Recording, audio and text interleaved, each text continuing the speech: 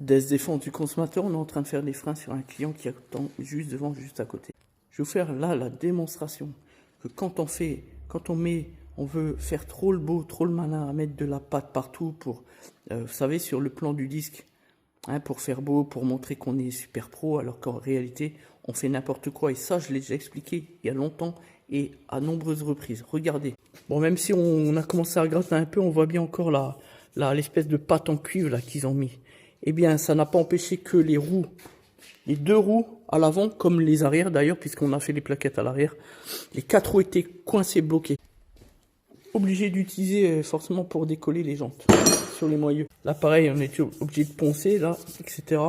C'est pour ça que quand je dis qu'il ne faut surtout pas mettre cette graisse en cuivre ou n'importe quelle autre graisse, on met juste un applicateur bien spécifique, on l'a déjà expliqué.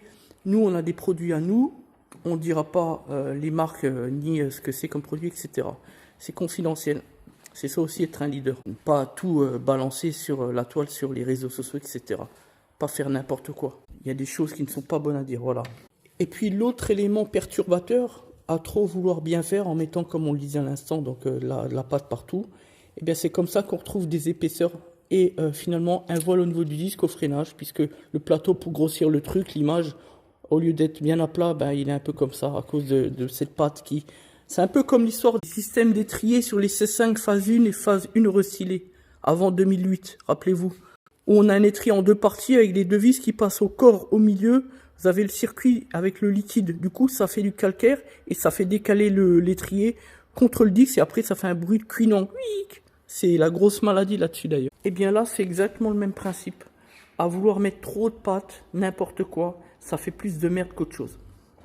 Et ça, c'est l'expérience qui parle. Et là, on en a une belle démonstration, encore une fois. Ça s'appelle du conseil auto. Voilà, conseil. Le conseil d'un professionnel de l'auto expérimenté. Et surtout, un membre du réseau Plus que Pro.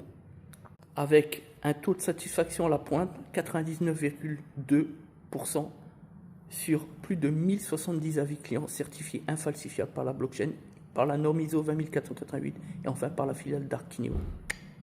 Et enfin, pour finir, tout ce que je viens de dire, ça veut simplement dire la crédibilité qui est la nôtre.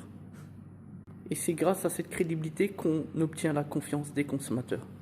Fin du débat.